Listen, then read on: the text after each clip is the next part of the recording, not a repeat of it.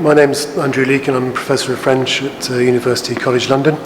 I work on Haitian literature, in particular Haitian relationship between politics and literature since 1986. The first object that I want to say something about is this picture by Hector Hippolyte from 1946 of King Henri Christophe.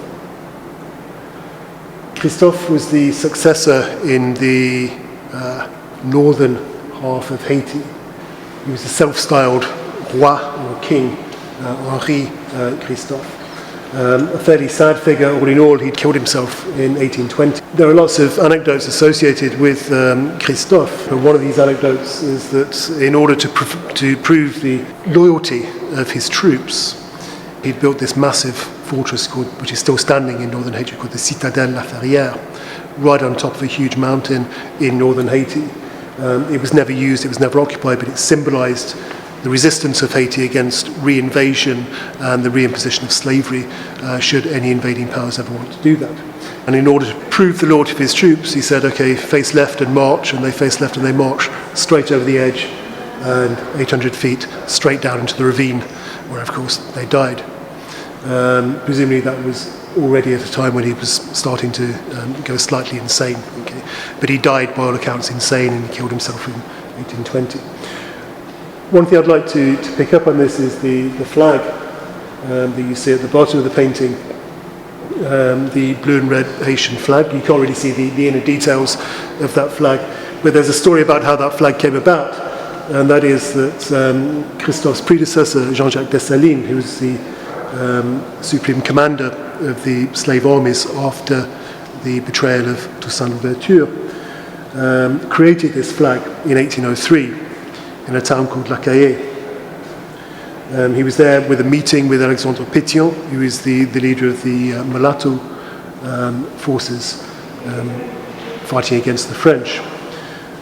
Throughout the odd thing about this, throughout the whole of the revolt against the French colonizers, they'd actually been fighting under the tricolour, under the French flag, the red, white and blue of the new French Republic. They decided they needed this flag, and Dessalines said that's not a problem at all, so he simply took a tricolour, ripped out the white band of the red, white and blue, put the red and blue bits together and said, okay, sew that up, there's the flag. Okay? And that became the flag of the new Haiti. The symbolism of the red and the blue was that the reds represented the blacks and the blue represented the mulattoes.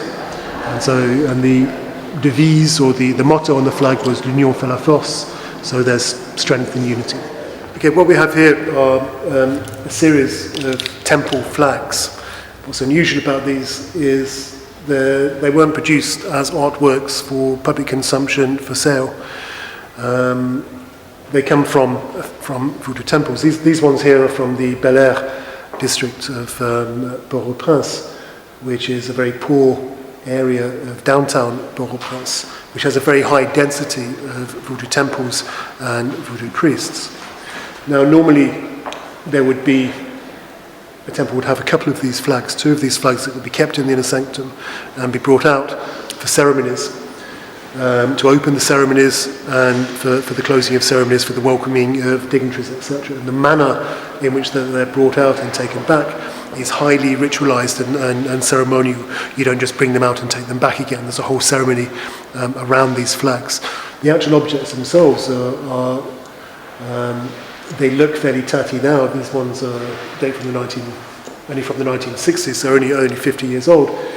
They're made of thousands. They're made of a square of velvet or silk, maybe backed with sackcloth, and onto that surface are sewn thousands and thousands and thousands of individual bright, shiny sequins. We don't know who made these, and it's very unlikely that one person made one of these flags. Probably whole teams of people contributed to the making of these flags. The figure that you can see in this flag here is Saint-Jacques Majeur, or St. James the Greater, a very important figure. You might think, well, why a Catholic saint in a Vodou temple? And that's because Vodou is a syncretic religion, and that for nearly all of the Catholic saints there is a corresponding Vodou loi, or deity. In the case of St. James the Greater, Saint Jacques Majeur. It's the important deity Vodou, who's the god of war and fire. One reason that you won't find flags very much older than this is that the older ones have actually been destroyed. At the start of the 1940s, 1940 to 1942, there was a so-called anti-superstition campaign in Haiti, which was basically a campaign of persecution of voodoo worshippers, destruction of voodoo temples, and in particular destruction of the artifacts, which we found, the religious artifacts in those voodoo temples. So the altars, the ornaments on those altars, the flags, the drums in particular. The drums are enormously important in voodoo ceremonies. They're not just any drum, they're invested with enormous religious significance. And to destroy the drums was a major blow to the temple. Because you couldn't just make another drum like that. They took a long time to make, and had to be blessed in all kinds of ways. Okay. It wasn't just those kind of artifacts that were destroyed either. That there are certain trees in Haiti with that particular significance for Vodou worshippers, and one of those is the mapu, which is kind of tropical oak. There was a great deal of, a great number of mapus chopped down, destroyed, because those mapu are meant to be the receptacles of the Loa. That's where the Loa go to frolic and play with each other in these trees. So the idea of just destroying the material basis of this particular culture, of this particular religion. Okay. Here we have a group of extraordinary objects produced by an artist called Pierre Barrault. Barrault was himself, they're from an area, again, downtown Port-au-Prince called Bel Air, where there are a great many voodoo temples.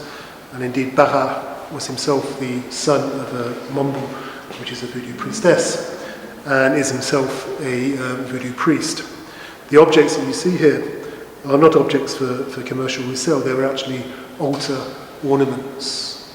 And they're produced from all kinds of found objects, so typically cheap plastic dolls with rather worrying expressions on their faces that he's wrapped in a whole mass of materials, kinds of stuff that you might find in the skip at the back of a haberdasher's, mirrors that you might win in a Christmas cracker, bits of coloured glass, bottle tops, bits of cut-out coloured paper, and he's wrapped the dolls in these found materials. One thing to point out about these is that they're essentially ephemeral nature. That is to say that they're not fixed in any kind of permanent way. They're not glued. They're not stapled. They're not welded to each other. They're pinned together. And the idea of those objects as altar objects is that really they don't really outlive their ceremonial use. What do these particular ones represent? This one is a representation of the sea god Agwe, typically represented in his boat. This is Agwe's companion called La Sirène, who's a kind of a mermaid figure. And there we have a composite figure, both in the cross signifies that that's the figuration of Baron Samedi, the death of the Loa of graveyards and death, but also the snake, and that snake, it's one of those rubber snakes. That snake is the figuration of the great creator spirit Dambala, who's always figured as a snake, and you've got the two of them entwined in that figure. Why the sequins? Why the mirrors? Because I think they shine, they glitter, they attract rather like a lark mirror that attracts the larks down so that it can be captured in the way that magpies are attracted to bright, sparkly, shiny things. So the idea is with these sequins and these mirrors is that they attract down the Loa to the temple, so that they may then enter the temple through the potomitan, the central pole, and then hopefully enter the celebrants in the temple by means of possession. But first they have to get there, and one way of attracting them is through these bright, sparkly things, as well as looking very beautiful as well.